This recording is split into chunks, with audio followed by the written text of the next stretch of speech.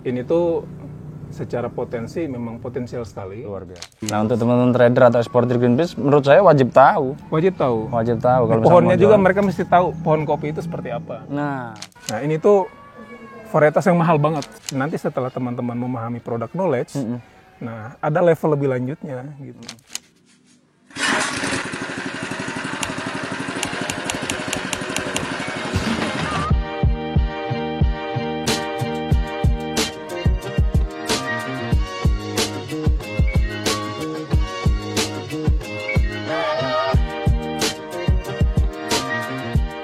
kita mau ke Garut, ke kebun kopi. Jadi kita akan ngobrol-ngobrol banyak dengan petani kopi di Garut, tepatnya di Cikajang. Jadi hari ini kita mau naik kereta cepat atau WUS KCIC menuju Tegaluar. Dari Tegaluar kita akan jalur darat menuju ke Garut.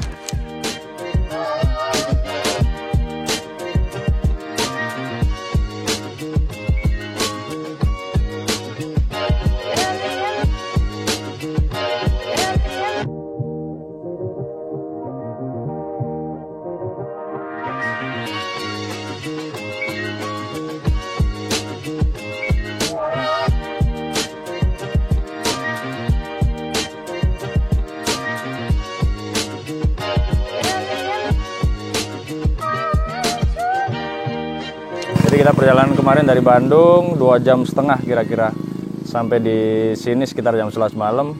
Udah tepar kita, nggak sempet kita videoin ya. Kita jalan-jalan dulu kali ke atas ya. Jadi rencananya ke depan tahun ini insya Allah Ekspor ID itu mau bikin pelatihan product knowledge untuk masing-masing komoditas. Contoh kopi misalkan.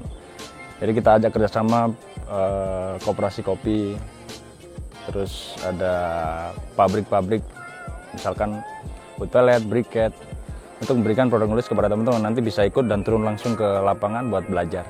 Bisa sehari, bisa mungkin lebih ya, tergantung dengan teman-teman yang ngajar. Jadi yang ngajar itu praktisinya langsung, biar kita kalau misalkan mau menjadi eksportir atau trader kopi atau apapun komoditasnya, biar kita juga paham betul langsung dari lapangan gitu.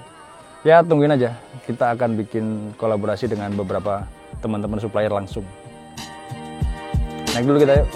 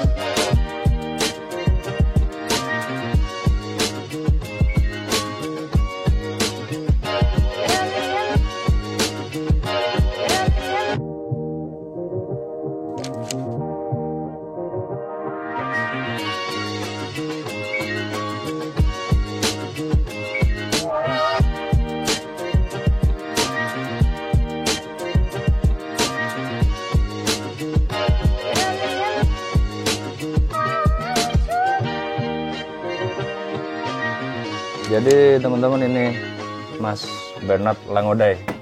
Salam kenal. Ya, beliau adalah pengurus dari Koperasi Produsen Kopi Mandalagiri ya? Iya, betul. Di Cikajang. Ini Cikajang atau Cikandang sih, Bang? Kecamatannya Cikajang, Kecamatan Desa Cikandang. Kecamatan Cikajang, Desa Cikandang, Garut, Jawa Barat. Nah, hari ini kita belajar soal kopi kepada Mas Bernard. Iya.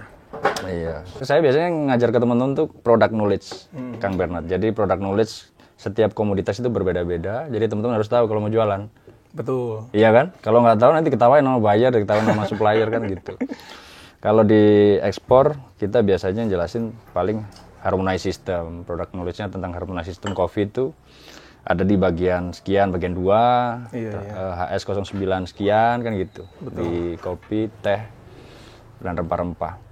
Nah, kalau dari sektor hulunya di Mas Bernard sebagai pengolah prosesor kopi, apa yang harus teman-teman ketahui kira-kira, Mas Bernard? Yang pertama itu teman-teman mesti tahu potensi kopi. Kenapa sih mereka milih kopi? Gitu. Ya, nggak ikut-ikutan doang ya. Iya, nggak cuma ikut hype doang. Hype doang, lagi rame kopi. Ya, Iya, tapi sebagai pebisnis kan kita harus selalu bergerak berdasarkan fakta, data gitu ya. Nah, jadi kalau kita ngomongin kopi itu kan dia termasuk produk paling liquid Oke. di dunia ya. Paling larisnya minyak, Yes. nomor 2-nya kopi. Pasti ada pembelinya tuh, kopi stabil banget tuh. Nah, kalau di Indonesia ya, Indonesia itu kita bisa cek datanya di PPI, Kemendak. PPI kemudian Ya, setiap tahun diupdate. Oke. Nah, itu dia selalu masuk peringkat 3, peringkat 5 produk paling laris di Dunia ya. Indonesia sama Indonesia. di dunia. Oke. Nah, artinya secara market memang itu udah digaransi Pasti laku lah ya. berdasarkan data Oke. gitu. Nah, berdasarkan fakta ya memang apa ya, kita pasti nemuin banyak sekali orang yang kalau kita ajak ngopi cenderung nggak mau gitu. Hmm. Semua orang tuh pasti cenderung mau ngopi. Iya, nongkrong sambil ngopi. Ngopi, ya. Yes. Apalagi sekarang kopi kan banyak sekali modelnya ya. Banyak sekali. Nah, secara umum itu, tapi begitu kita melihat potensi Indonesia secara global, Indonesia ini kan dia posisi 4, Pak Min. Dunia ya, sebagai Dunia. penghasil kopi. Dulunya nomor 2. Oke, turun berarti. Jadi Vietnam tuh dulu kan nggak ada apa-apanya ya. Iya. Dia datang ke Indonesia, belajar sama orang Aceh, dia yang sekarang jadi peringkat 2. Satunya Brazil tetap. Satunya tetap berhasil. Oke, kita nomor 4. Kita nomor 4. Jadi dengan posisi kita di wilayah Katulistiwa, nah nggak banyak negara kan yang apa? Yang dilewati garis Yang khatulistiwa ya. melewati garis Katulistiwa. Jadi ini tuh secara potensi memang potensial sekali, Luar biasa. luar biasa. Kemudian di global pun kita masuk top 5 produsen terbesar. Terbesar dunia. Nah, secara apa ya, bahan adalah digaransi, market pun digaransi, Pasti. gitu. Iya. Oke, terus kopi kan banyak jenisnya, Mas Betul, Bernard betul. ya. Mulai dari apa? Varietas ya, Arabica atau apa tuh? Spesiesnya. Spesiesnya Sambil Arabica. ngopi ya? Boleh. Kopi buatan Kang Bernard. Ya, ini tubruk. Tubruk ya? Ini tuh standar quality control kalau di gigi kopi. Ini apa? Beans apa? Arabica. Ini beans Arabica. Jadi kalau secara penamaan ya, kopi itu kan dia masuknya ke dalam kategori family. Nah, di bawahnya ada spesies. Oke. Nah, kalau di dunia sebenarnya banyak banget spesies, hampir 80-an. Oke. Tapi paling terkenal di Indonesia itu ada 4. Apa Jadi aja? Robusta, Arabica, Liberica, sama Excelsa. Oke. Nah, hanya saja dari 4 populasi yang tersebar di Indonesia ini, hanya 2 yang masuk kategori ekonomis. Robusta dan Arabica Robusta tadi. dan Arabica, paling banyak. Paling besar. Iya. Jadi dari total produksi kopi Indonesia kurang lebih sekitar 798 ribuan ton per tahun. Nah, 80%-nya Robusta. 80% Robusta ya. 80%. Jadi tinggal dikali aja kali 0,80 ya. Betul. Sisanya Arabica. Iya. Nah, itulah kenapa harga Arabica cenderung lebih mahal Lebih tinggi pasti. dari Robusta. Barangnya lebih dikit. Kemudian produktivitasnya dia lebih di bawahnya Robusta. Treatmentnya juga lebih spesial ya. Iya, spesial. Treatmentnya juga lebih spesial. Sehingga harganya lebih mahal. Betul. Terus apa? Ya, kalau orang bilang specialty mungkin ya. Iya, ya kalau di Robusta itu kita sebutnya specialty. Tapi kadang ada buyer yang nyebutnya fine ya. Fine Robusta. Fine coffee. Fine coffee, oke. Nah, itu referensinya dia Robusta. Oh, Jadi iya. kalau teman-teman sering dengar specialty coffee, it's mean Arabica beans. Specialty Arabica beans. Ya, Kalau fine coffee Robusta beans. Robusta beans. Iya, Gitu. iya. Jadi jangan salah ya kalau misalkan buyer nanya, Specialty gitu. saya minta yang specialty, ya itu berarti beans Arabica. Arabica. Nah, kasihnya Robusta diketawain sama mereka Iya, gitu. kan ada juga teman-teman yang Iya. belum tahu terus nyebutnya ini Robusta specialty. Iya, Gitu. padahal nggak ada ya. Padahal nggak ada. Iya. Arabica pun nanti akan dibagi menjadi beberapa grading ya. Iya, betul. Begitupun Jadi kalau Robusta. di kelas kualitas ya, kan sering ada buyer yang nanya, saya maunya yang grade 1, Oke. atau saya maunya yang komersial grade, Hmm. atau saya maunya yang kalau bahasa politik asalan, Asalan. gitu. Iya. Nah, tapi kalau di kelas standar nasional bahkan di standar global ya. Nah, kurang lebih ada grade. Penamaan grade itu berdasarkan angka sebenarnya. Jadi grade 1, grade 2, grade 3, grade 4A, grade 4B, grade 5 sama grade 6. Jadi total ada 7 grade. Oh gitu, 4A, 4B tadi, 4 itu dibagi menjadi 2, 4 A itu sama ada B. 2, A sama B. Oke. Terus grade 5 sama grade, Sama grade 6. Dari mulai yang terbaik sampai Jadi yang satu itu yang paling bagus. satu paling bagus. Ya. Ya. Nah, kalau di industri kopi sekarang sebenarnya grade 1 sampai grade 6 ini tuh dia masuk kategori commercial grade. Karena paling banyak diperdagangkan.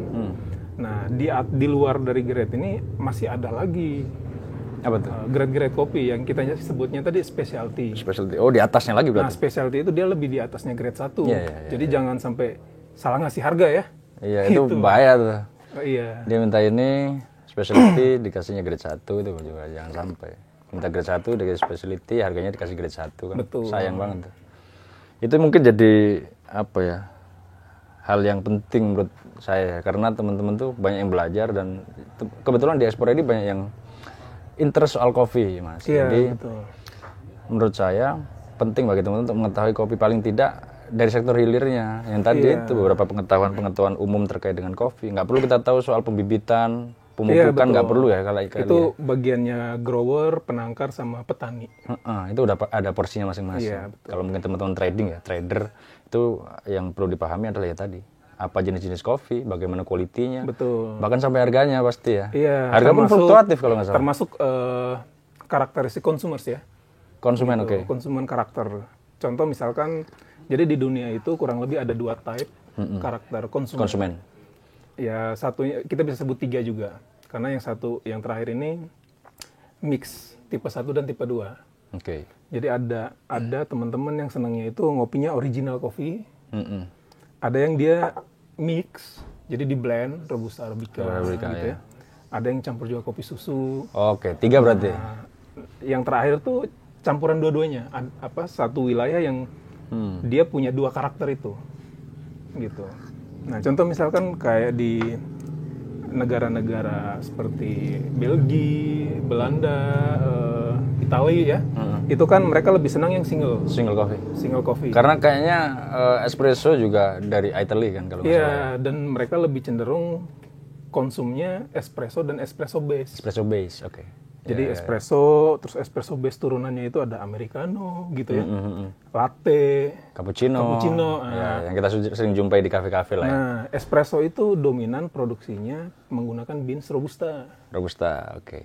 Jadi jangan sampai nawarin arabica ke orang yang blend tadi. Iya, ke teman-teman yang karakter konsumnya cenderung single. Single pun masih dominan ngopinya espresso dan espresso base.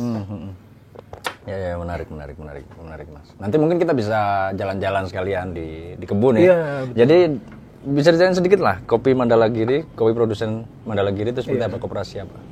Nah, koperasi produsen kopi Mandalagiri itu sebenarnya ya dari namanya pun dia koperasi ya, unitnya koperasi, tapi dia koperasinya produsen, kelas produsen. Bukan KSP ya, koperasi simpan pinjam, beda lagi tuh. Beda lagi. Kita koperasi produsen. Jadi emang fungsinya posisi kita itu sebagai produsen. Nah, kita mengasosiasi dari hulu hilirnya itu sampai ke roastery aja. Sampai roastery. Jadi di hulu itu ada nursery, pembibitan ya. Kemudian kebun. Jadi bibit yang udah kita produksi ini kita bagikan ke anggota untuk ditanam. Oke. Nah, setengahnya lagi kita jual untuk yang muter balik modal lagi. Iya. Gitu. Nanti ditanam tuh diurus juga sama anggota yang punya wilayah, penggarap ya. Nah, dari sana kita ngurus pengolahan juga. Dan nanti kan kita cek beberapa stasiun pengolahan. Oke. Nah, dari stasiun baru kita ada yang raw beans yang langsung dikirim, ada yang diolah lagi jadi second product seperti roasted beans ya. Roast bean ya. Iya. Beans yang dia udah disangrai. Udah disangrai. Gitu. Kalau yang belum disangrai kan kita sebutnya green beans. Green beans, raw material rata-rata itu. Raw material. Kalau roast bean udah finish good ya berarti ya. Udah finish good. Walaupun masih harus di green dulu ya. Betul. Oke. Menarik. Kalau di dunia ekspor kan paling banyak buyer ngambilnya yang raw beans, yang green beans green ini. beans ya.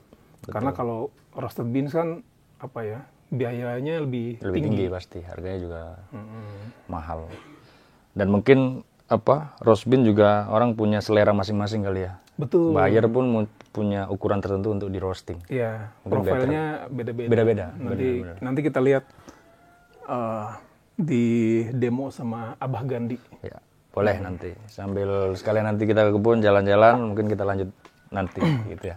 Iya, Banyak betul. akan yang kita obrolkan ya, Mas Benarnya terkait dengan kopi. Jadi mungkin teman-teman yang main kopi atau yang interest soal trading kopi, silakan ikuti terus lah. Kita ngobrol-ngobrol banyak terkait dengan kopi. Biar biar banyak yang kita ketahui lah soal kopi kalau kita mau masuk ke dunia kopi. Iya, gitu ya. benar. Jadi kalau di lingkup teman-teman pelaku kopi ya, meskipun teman-teman hanya sebagai, let's say sebagai bridger. Nah, tapi kalau teman-teman mau tahu, di lingkup teman-teman pelaku kopi itu kita punya prinsip kalau mau main kopi nggak boleh baperan.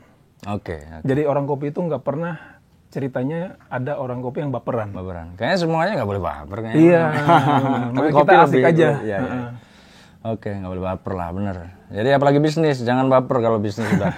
Kalau bisa profesional dalam hal bisnis. Oke ya. Nanti kita ke kebun. Jadi ikuti terus ya. Thank you. Terus.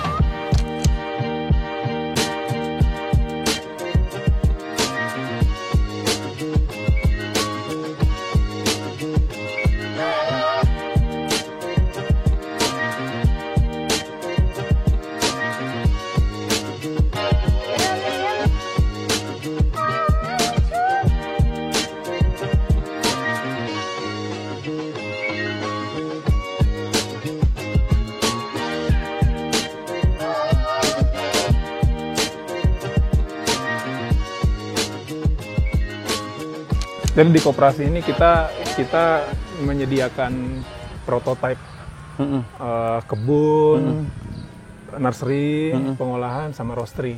Sampai roastery-nya Sampai tadi ya. roastery. Sampai di atas meja tadi. Sampai di atas meja. Ya. Sampel kebunnya ya. Apa Ini- namanya? Prototype kebun. Ini kebun percontohan. Percontohan. Kebun percontohan. Apa yang ditanam apa, Mas? Terus Ini- mungkin bedain cerinya seperti apa? Ya, ini indukan yang di sini itu emang induk varietas Yellow Bourbon Arabica punya ya? Arabica. Nah, ini yang umurnya 7-8 tahun. Tapi di situ ada tuh yang 25 tahun. Tuh yang itu. Yang itu? Yang itu 25 tahun? tahun. Nanam ini benihnya ngambil dari situ.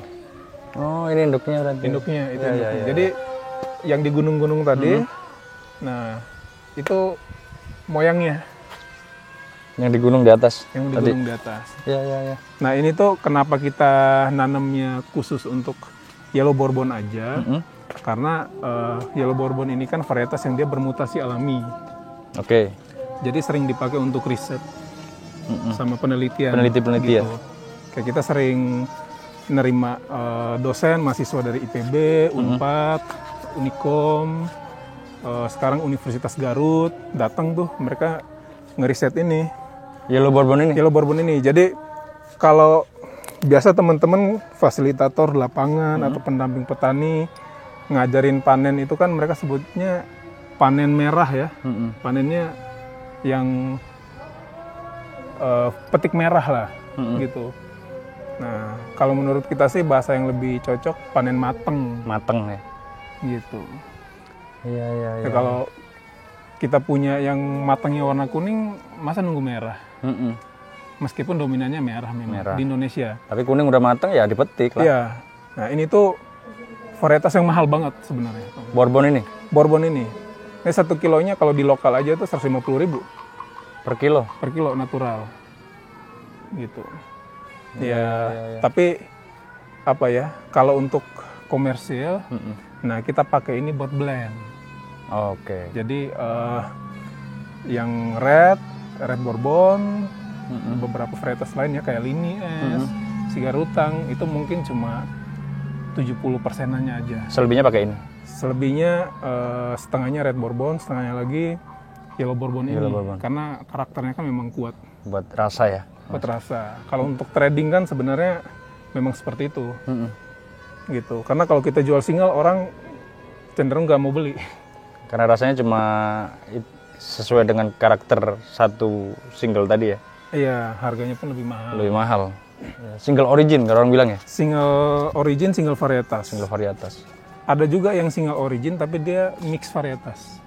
Single. Jadi Oke. dia masih di wilayah Jawa Barat tapi varietasnya itu campur. Varietas campur. Cuma Originnya sama. Originnya sama, tapi screening beans-nya, ya, ukuran beans-nya itu hampir sama. Oke. Dan dominan sama karena dia memiliki kedekatan family. Family lokasinya Gitu. sama. Karena lokasinya sama. Ya, Jadi ya. apa?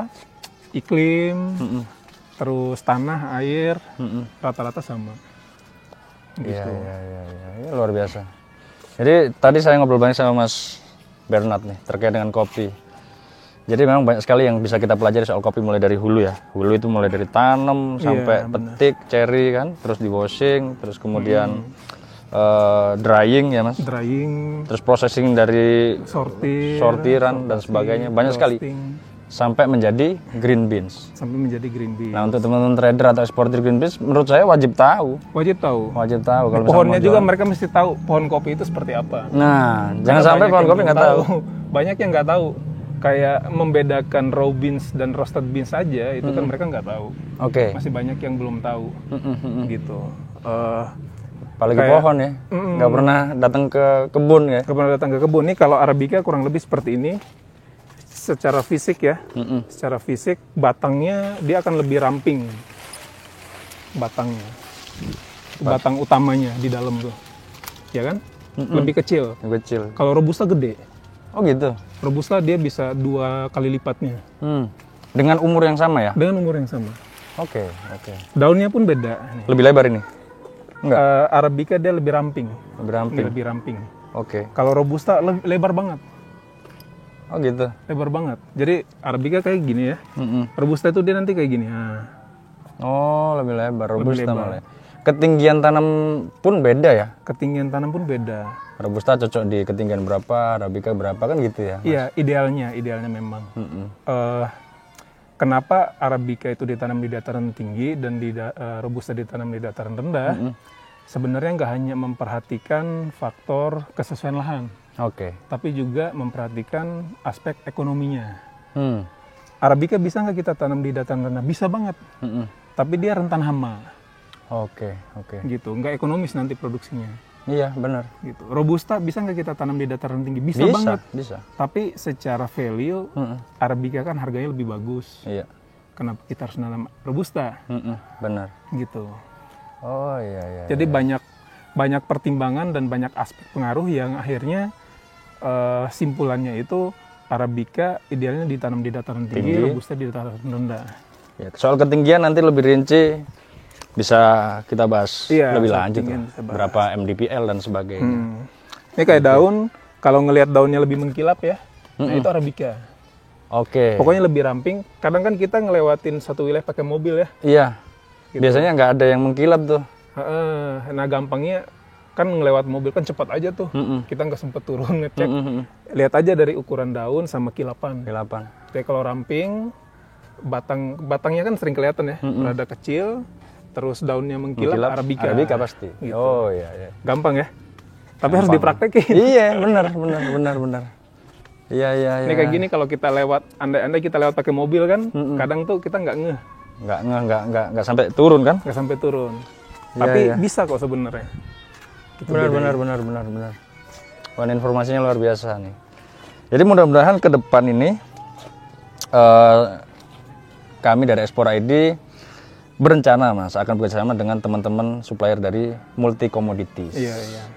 Ada pertanian, mungkin ada yang memang sudah manufaktur, untuk agar teman-teman bisa belajar terkait dengan product knowledge. Kayak gini tadi, ini kopi mungkin tadi cuma overview doang Mas Bernard ya. Iya, benar. Pendalaman dan sebagainya sampai kopi itu menjadi green beans dengan grade yang berbagai macam, dengan quality yang berbagai macam. Nanti harapan kami bisa kita agendakan program tersebut gitu. Iya, Bersama dengan teman-teman supplier, produsen, sehingga teman-teman kalau mau jadi trader atau eksportir tahu product knowledge kalau mau jualan. Benar. Bahkan sampai harga mungkin ya Mas ya. Betul, Harga. apalagi beberapa elemen-elemen penting seperti keadaan sosial, budaya gitu ya. Nah, ini kan bisa kita highlight juga. Benar. Gitu. Karena ketika sebenarnya udah banyak yang jualan kopi, dia udah paham produk ya. Tapi nanti setelah teman-teman memahami produk knowledge, nah ada level lebih lanjutnya gitu. Karena sebenarnya kalau di kopi itu yang paling banyak kita sell itu kan problem solve gitu. Oke, sama mungkin story ya. Story. Tiap daerah mungkin berbeda. Mungkin daya tariknya kopi adalah story-nya itu sendiri. Betul. Ya, itu dulu ya. Soal kopi. Nanti mungkin ada, jadi beberapa alumni kita juga sudah ada yang berhasil mendirikan pabrik manufaktur, terus kemudian sudah ya komoditasnya dia sebagai supplier langsung gitu Mas, bukan trading lagi gitu. Kita akan kerjasama dengan mereka untuk teman-teman bisa bergabung, belajar di sana secara langsung dengan teman-teman dari supplier dan produsen gitu ya.